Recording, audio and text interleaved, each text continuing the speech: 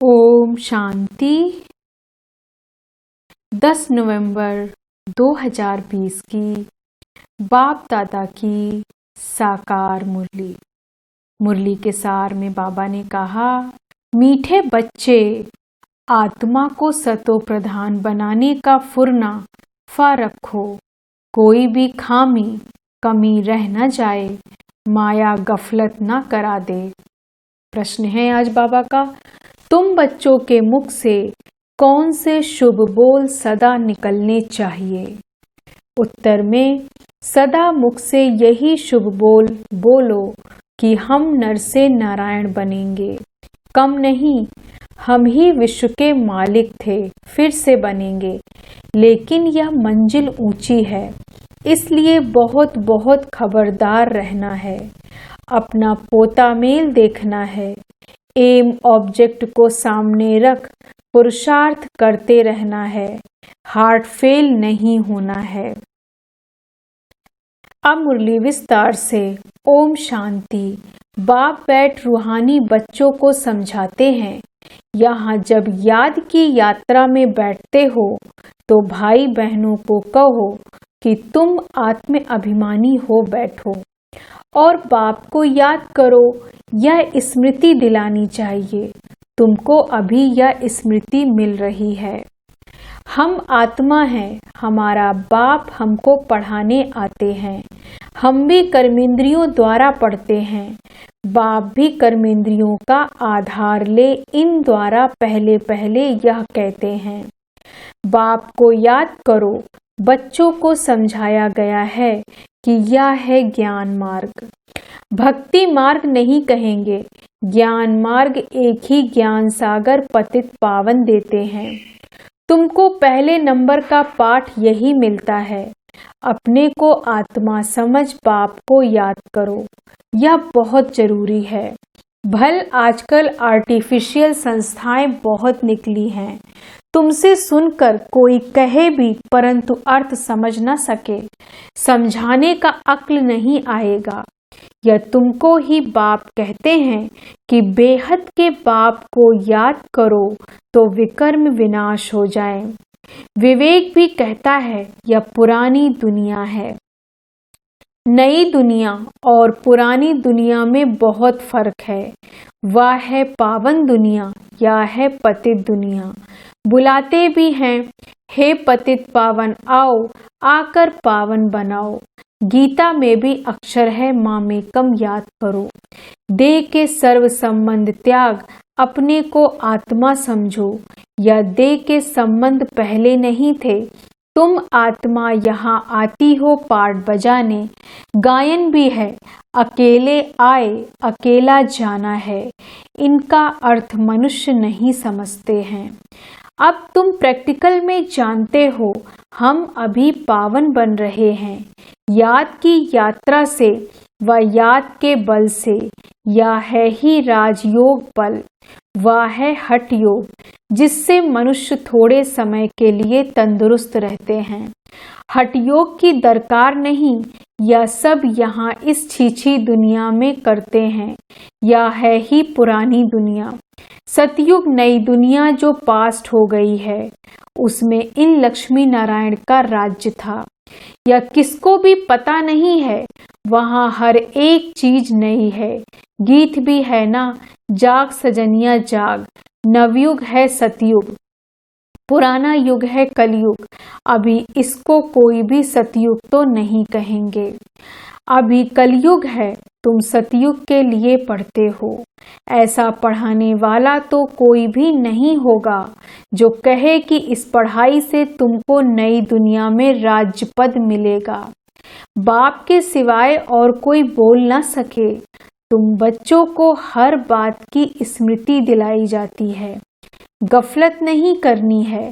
बाबा सबको समझाते रहते हैं, कहाँ भी बैठो धंधा आदि करो, अपने को आत्मा समझ करो।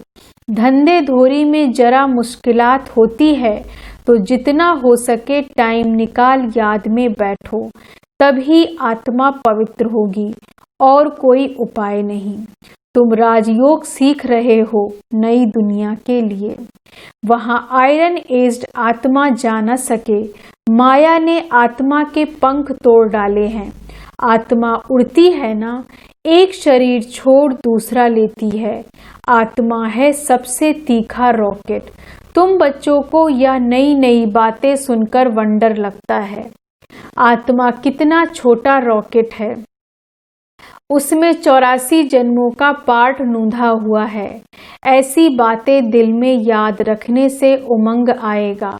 स्कूल में विद्यार्थियों की बुद्धि में विद्या याद रहती है ना। तुम्हारी बुद्धि में अब क्या है? बुद्धि कोई शरीर में नहीं है। आत्मा में ही मन बुद्धि है। आत्मा ही पढ़ती है। नौकरी आदि सब कुछ आत्मा ही करती है। शिव बाबा भी आत्मा है, परंतु उनको परम कहते हैं। यह ज्ञान का सागर है, वह बहुत छोटी बिंदी है। यह भी किसको पता नहीं है। जो उस बाप में संस्कार हैं वही तुम बच्चों में भरे जाते हैं। अभी तुम योग बल से पावन बन रहे हो, उसके लिए पुरुषार्थ करना पड़े। पढ़ाई में फुरना तो रहता है कि कहाँ हम फेल ना हो जाएं। इसमें पहले नंबर की सब्जेक्ट ही यह है कि हम आत्मा सतो प्रधान बने, कुछ खामी ना रह जाए, नहीं तो नापास हो जाएंगे। माया तुमको हर बात में भुलाती है। आत्मा चाहती है चार्ट रखें, परंतु माया चार्ट रखने नहीं देती। तुम माया के चंबे में आ जाते हो। दिल कहती भी है पोता मेल रखे। व्यापारी लोग हमेशा फायदे नुकसान का पोता मेल रखते हैं। तुम्हारा तो यह बहुत बड़ा पोता मेल है। 21 जन्मों की कमाई है, इसमें गफलत नहीं करनी चाहिए। बच्चे बहुत गफलत करते हैं। इस बाबा को तो तुम बच्चे सूक्ष्मवतन में स्वर्ग में भी देखते हो। बाबा भी बहुत पुरुषार्थ करते हैं, वंडर भी खाते रहते हैं। बाबा की याद में स्नान करता हूँ, भोजन खाता हूँ, फिर भी भूल जाता हूँ, फिर याद करने लगता हूँ। बड़ी सब्जेक्ट है यह, इस बात में कोई भी मतभेद आ नहीं सकता। गीता में भी है, देह सहित देह के सब धर्म छोड़ो, बाकी रही आत्मा। देह को भूल अपने को आत्मा समझो। आत्मा ही पतित तमो प्रधान बनी है। मनुष्य फिर कह देते आत्मा निर्लेप है। आत्मा सो परमात्मा सो आत्मा है, इसलिए समझते हैं आत्मा में कोई लेप छेप नहीं लगता। तमोगुणी मनुष्य शिक्षा भी तमोगुणी देते हैं, सतोगुणी बना ना सके। भक्ति मार्ग में तमो प्रधान बनना है। हर एक चीज पहले सतो प्रधान फिर रजो तमो में आती है। कंस्ट्रक्शन और डिस्ट्रक्शन होता है। बाप नई दुनिया का कंस्ट्रक्शन कराते, फिर इस पुरानी दुनिया का डिस्ट्रक्शन हो जाता है। भगवान तो नई दुनिया रचने वाला है। यह पुरानी दुनिया बदल कर नई होगी। नई दुनिया के चिन्ह तो यह लक्ष्मी नारायण है ना, यह नई दुनिया के मालिक हैं। श्रोता को भी नई दुनिया नहीं कहेंगे, त्रेता को भी नई दुनिया नहीं कहेंगे। कलयुग को पुराना, सतयुग को नया कहा जाता है। कलयुग अंत और सतयुग आदि का यह है संगम युग। कोई MA BA पढ़ते हैं तो ऊंच बन जाते हैं ना। तुम इस पढ़ाई से कितने ऊंच बनते हो। दुनिया इस बात को नहीं जानती कि इनका इतना ऊंच किसने बनाया। तुम अभी आदि मध्य अंत को जान गए हो। सबकी जीवन कहानी को तुम जानते हो। यह है नॉलेज। भक्ति में नॉलेज नहीं है, सिर्फ कर्मकांड सिखाते हैं। भक्ति तो अथाह है, कितना वर्णन करते हैं। बहुत खूबसूरत दिखाई पड़ती है। बीज में क्या खूबसूरती है। इतना छोटा बीज इतना बड़ा हो जाता है। भक्ति का यह झाड़ है, अथाह कर्मकांड है। ज्ञान का गुटका एक ही है, मन मना भव। बाप कहते हैं तमो प्रधान से सतो प्रधान बनने के लिए मुझे याद करो। तुम कहते भी हो हे पतित पावन आकर हमको पावन बनाओ।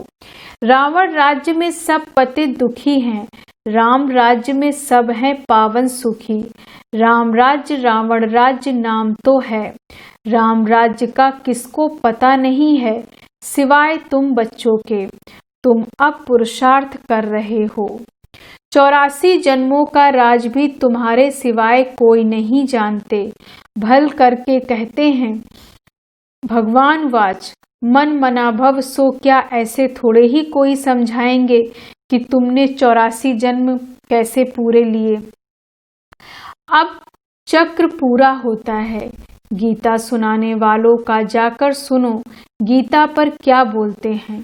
तुम्हारी बुद्धि में तो अब सारा ज्ञान टपकता रहता है। बाबा पूछते हैं आगे कभी मिले हो। कहते हैं हाँ बाबा कल्प पहले मिले थे। बाबा पूछते हैं और तुम उत्तर देते हो अर्थ सहित, ऐसे नहीं तोते मिसल कह देंगे। फिर बाबा पूछते हैं क्यों मिले थे, क्या पाया था, तो तुम कह सकते हो कि हमने विश्व का राज्य पाया था, उसमें सब आ जाता है। भल तुम कहते हो नर से नारायण बने थे, परंतु विश्व का मालिक बनना, उसमें राजा रानी और डीटी डिनाइस्टी सब है। उनका मालिक राजा रानी प्रजा सब बनाएंगे। इसको कहा जाता है शुभ बोलना। हम तो नर से नारायण बनेंगे कम नहीं। बाप कहेंगे हाँ बच्चे पूरा पुरुषार्थ करो, अपना पोता मेल भी देखना है।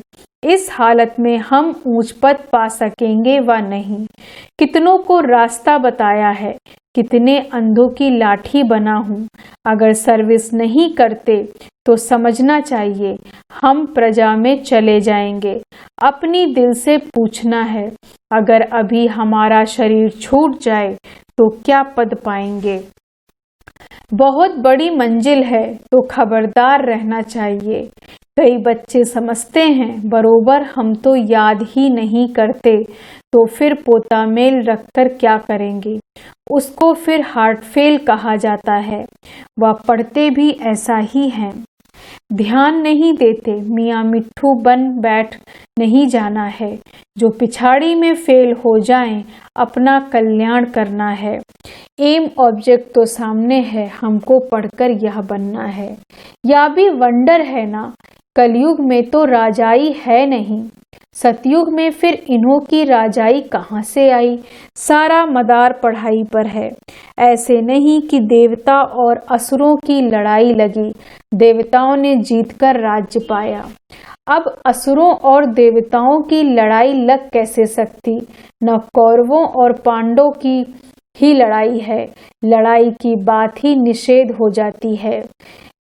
पहले तो यह बताओ कि बाप कहते हैं देह के सब संबंध छोड़ अपने को आत्मा समझो। तुम आत्मा अशरीरी आई थी, अब फिर वापस जाना है।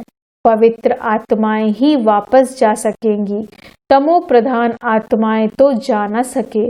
आत्मा के पंख टूटे हुए हैं, माया ने पतित बनाया है।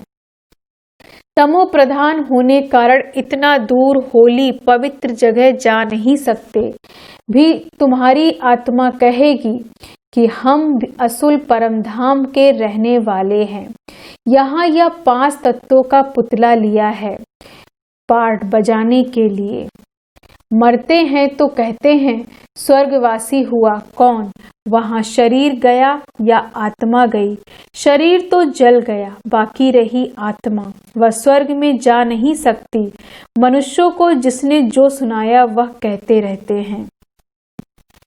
भक्ति मार्ग वालों ने भक्ति की ही सिखलाई है, एक्यूपेशन का किसको पता नहीं है। शिव की पूजा सबसे ऊंच कहते हैं, ऊंच से ऊंच शिव है, उनको ही याद करो, सिमरण करो। माला भी देते हैं, शिव शिव कहते माला फेरते रहो। बिगैर अर्थ माला उठाए शिव शिव कहते रहेंगे। अनेक प्रकार की शिक्षाएं गुरु लोग देते हैं। यहाँ तो एक ही बात है, बाप खुद कहते हैं, मेरे को याद करने से विकर्म विनाश होंगे। शिव शिव मुख से कहना नहीं है। बाप का नाम बच्चा थोड़े ही सिमरण करता है, या है सब गुप्त।